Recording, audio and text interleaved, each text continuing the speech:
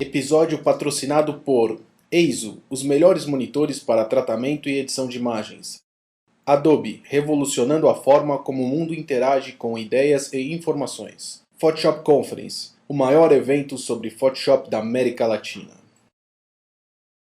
Sejam bem-vindos ao primeiro episódio do PhotoPro TV, trazido até vocês pela revista Desktop e pelo grupo PhotoPro.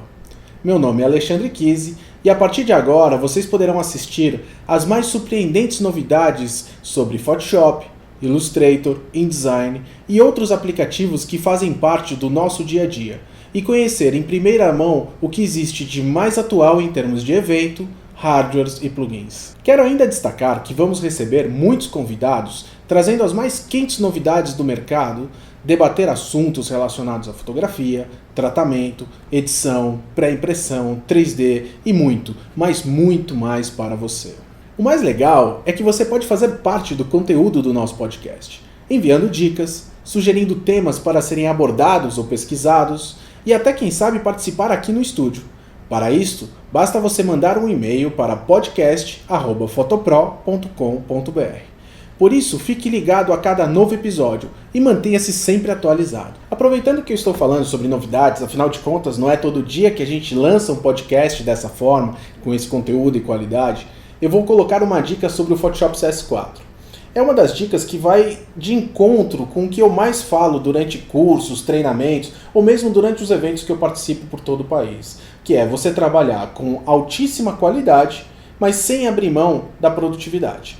Ou seja, uma pessoa que hoje quer se destacar no mercado, ela tem que trabalhar de uma forma bastante rápida, mas ela tem que ter um resultado final de muito boa qualidade. Por isso, durante o meu processo dentro do Photoshop, eu vou estar sempre focando esses dois elementos, para que juntos a gente possa desenvolver processos cada vez mais interessantes e um fluxo de trabalho extremamente profissional. Ok, a primeira dica que eu quero apresentar para vocês, então, ela tem a ver com a nova versão do Photoshop, que é o Photoshop CS4. E dentro dele nós temos um painelzinho novo chamado painel de ajuste, que ele fica do lado direito. Esse painel de ajuste possui as principais ferramentas que nós trabalhamos no dia a dia quando estamos fazendo o tratamento de imagens, como por exemplo brilho e contraste, levels ou níveis para quem trabalha com a versão em português, curvas, exposure, Vibrance, que também é uma das novidades que a gente tem inserida dentro da versão CS4, Hue Saturation, Color Balance e assim vai. Ou seja, imagine o seguinte, todos os elementos de ajuste que você normalmente utiliza pelo menu Image, Adjustment, onde você tem todos os comandos, eles ficam disponíveis dentro desse painel de ajuste. Isso também era encontrado nas versões anteriores como camadas de ajuste. Porém, dentro do painel de ajuste agora, eu posso encontrar os mesmos comandos com apenas um clique.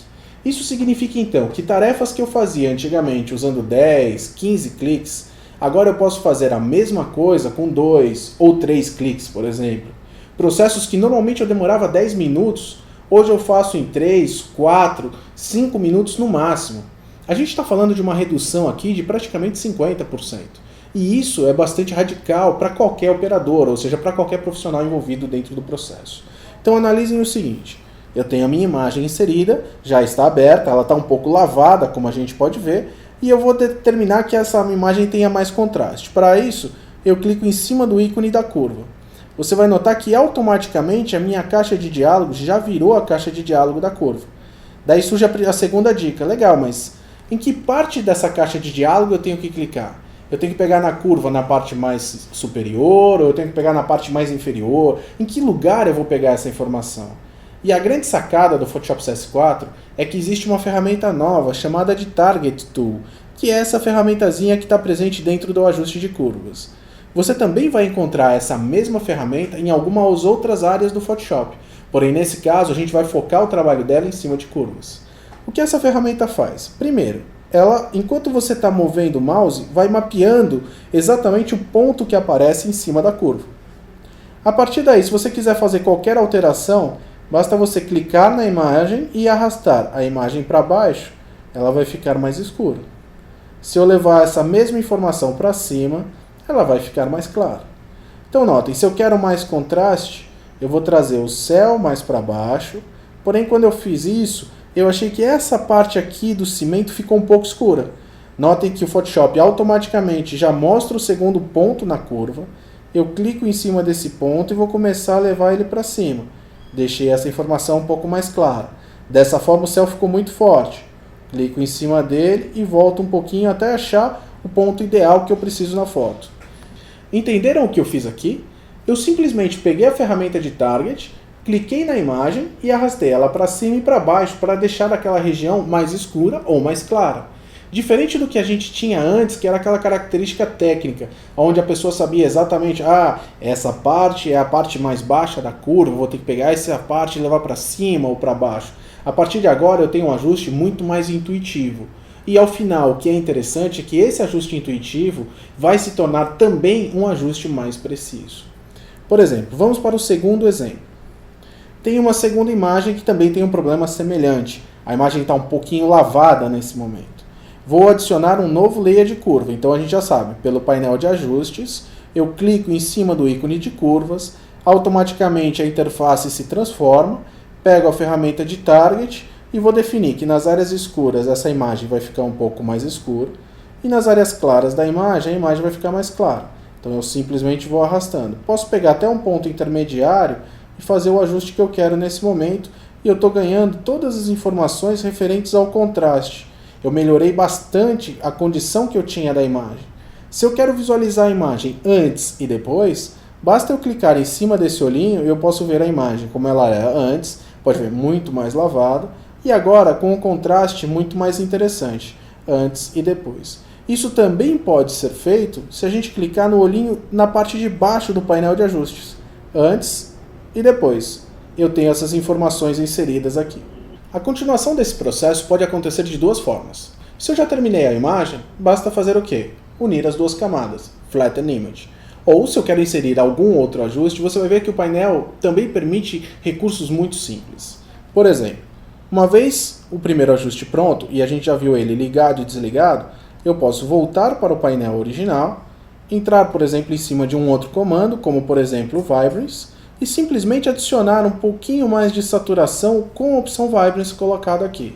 Ao final do processo, seleciono todos os layers, entro no menu Layer, escolho a opção Flatten Image e todos os ajustes são automaticamente incorporados em minha imagem, finalizando assim o processo. Viram como é simples? Além disso, a Adobe tem um estudo que diz que um usuário que utiliza o painel de ajuste consegue economizar em até 89% a movimentação do mouse. Você já pensou o que isso significa no seu fluxo de trabalho? Portanto, não perca mais tempo e comece a utilizar este recurso a partir de agora.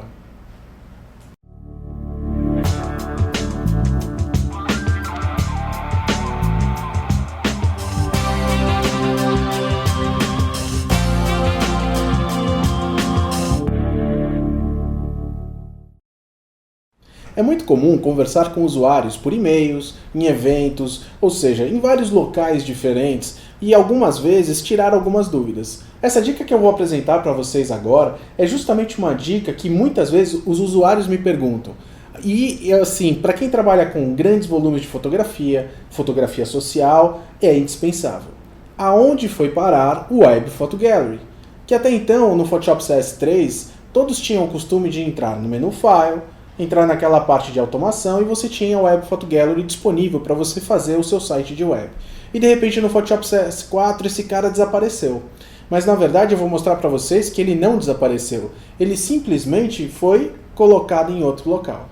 E essa informação, na minha opinião, faz mais sentido, que ele foi inserido no Bridge. Então o Bridge é um aplicativo que acompanha qualquer produto da Adobe. E como não poderia ser diferente, no caso do Photoshop, ele também acompanha o produto. O Bridge, nesse caso, ele funciona como um navegador, onde pelo meu painel de Content eu posso ver o conteúdo disponível dentro de uma pasta, que é o que a gente está vendo aqui no cantinho. Então na estrutura que eu tenho um local chamado Folders, na sequência eu tenho a pasta selecionada e o conteúdo dessa